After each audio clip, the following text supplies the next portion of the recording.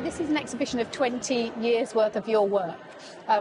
What inspires you to start making a piece? I like making. I've always made, even if it was just doing cross-stitch kits when I first started.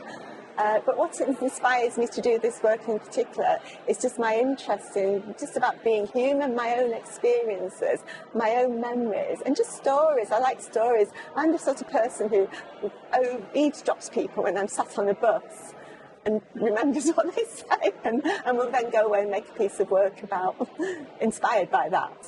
And I mean, you find so many things, don't you? Is that your hobby? Do you go to sort of junk shops and antique shops? How do you kind of look for things? Yeah, again, that's something I've always done. As a child, I collected blue and white pottery, fossils, postcards. I've always liked to have collections, and it was only later on in life that I found a use for those, because I used to think, why am I collecting all these stuff other people don't?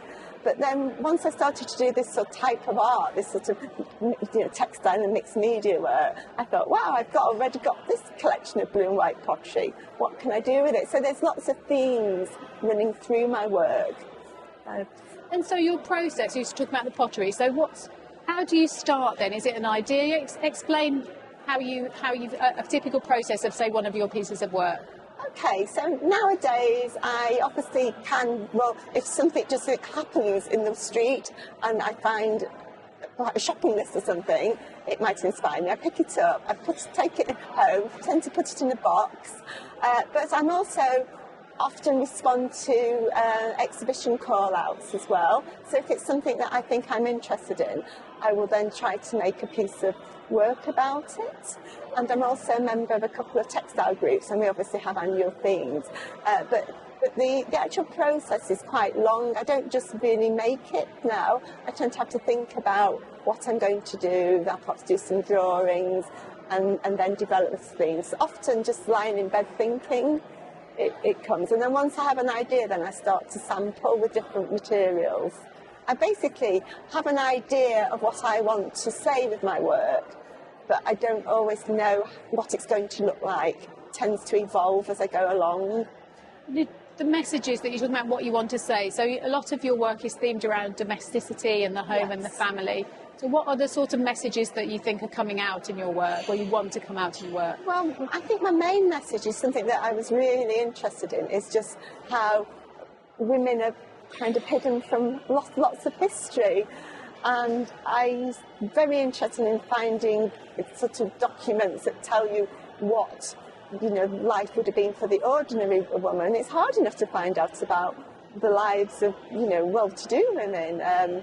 So I just will read books, any sort of book that I think is going to give me an insight, and I sometimes take inspiration from those. Often, kind of, if I'm reading documents, just one sentence might just spur me, and I don't always need to know the facts. I can sometimes create my own narratives around it. And you've used some of your relatives as well, real relatives, in your own work. Absolutely. So what happened was in one of my trips to an antique centre, because I do like going in those, I found a bundle of old letters, and they were really interesting because there was lots of writing about domestic life in the 1920s in a working class town in Cheshire called Widnes. And so this is a real insight. And the lady who wrote the letters was very poetic in her writing. So that was really good. That sort of inspired me. But then, I like using text in my work as well. That's another sort of feature of my work. But I needed an image to go with it. So I kind of used a lot of images from my own family archive. So where there might have been the letter, in the letter she was saying about doing the ironing being hard, I had a picture of my husband's grandmother wearing an overall, so I would use her.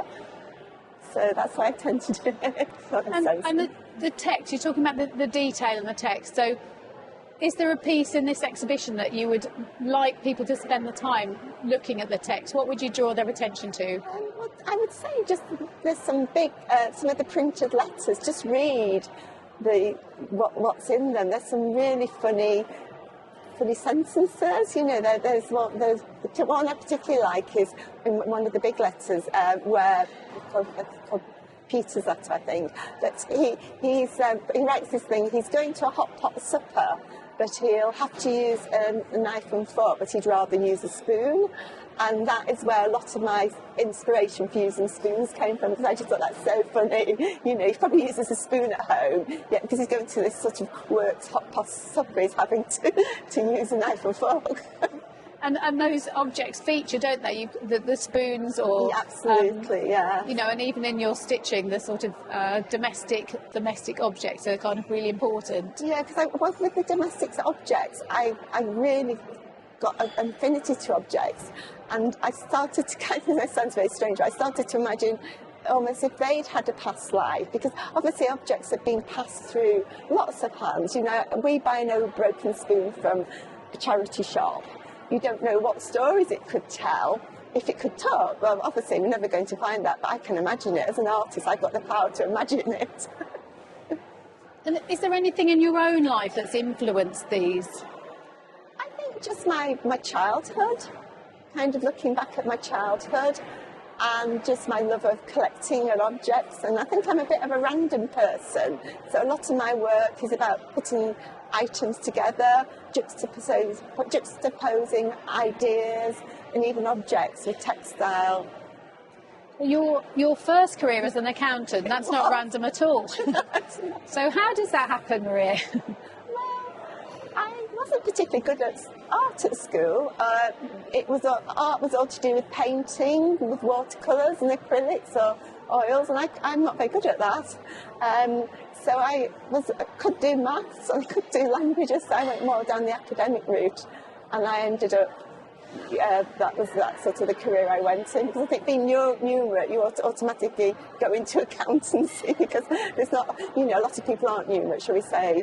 But I've always been interested in dressmaking, knitting, crafts. I do lots of crafts at home. I knit things for my grandchildren. So in a way, once I started to do art, it was what wasn't seen as art when I went to school. It's something that's become more in the forefront now. And so you did your fine art degree as a mature student. Yes. And I think that's probably something that lots of people would love to do and are thinking about. You know, what would you say to people who are at that point in their life? Well, go for it. I mean, especially my MA was you know, I would say it's a brilliant 2 years of my life, because obviously I was at the stage where I could sort of really dictate what I wanted to do, whereas with degrees it's more about kind of learning the techniques and how to, you know, use things, so it's more about learning. But once you get to that level, you can just do what you want. It's brilliant. It sort of gave me confidence as well. And how have you learned your techniques? Because your work shows lots of detail and lots of very clever techniques. Well, it's not really rocket science. I don't use really any kind of fancy technologies apart from a sewing machine.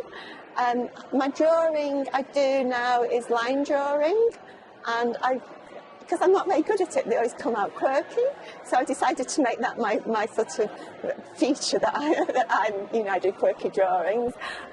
Once you've got a line drawing, it's easy then to just adjusting your sewing machine a little bit. You can sort of use that as a tool to write with and to draw with. Most of the writing's done on my sewing machine. So they're not using anything complicated. It's just over time I've developed these, and they all came from techniques that skills that I already had as a child, but I didn't think of them as artistic. And I do like to share my skills as well, so I'm always happy to show people how to do it, because it's not rocket science. I haven't got a secret that I want to keep hidden from the world. It's just I have the ideas to do it. And how does it feel, the way this exhibition is arranged and curated in this space, which has obviously got a history of sort of mental health and heritage? I think it's amazing. It's the best place it's ever been because of that. I mean, I think when I applied for the summer show, I was drawn to it because of the venue, the Horton. Because as an accountant, I spent a lot of time working as an accountant in the mental health field, so I kind of know these buildings quite well. But what I particularly like about this one is how it's been arranged as artist rooms, because as you can see, a lot of my work it's not really framed, it's samples, and it doesn't always lend itself to a kind of a contemporary traditional gallery where things are on plinths and everything's white. So I just think it's great. It's almost like walking into someone's room. In fact, somebody just today just said to me, it feels like walking into their nana's house. Oh, brilliant. Great. And what's the earliest piece of work in this exhibition and the most recent piece of work? I'd say the earliest one is the little girl's dress, which is called sort of my holiday dress, which was done very early on when I was looking at my own memories, and I collected the old brush cotton sheet, pastel striped sheeting I'd found in a charity shop. So I decided to make a little dress out of that, because every year we used to go to Blackpool as a family, and one of the things is you got a new dress to wear.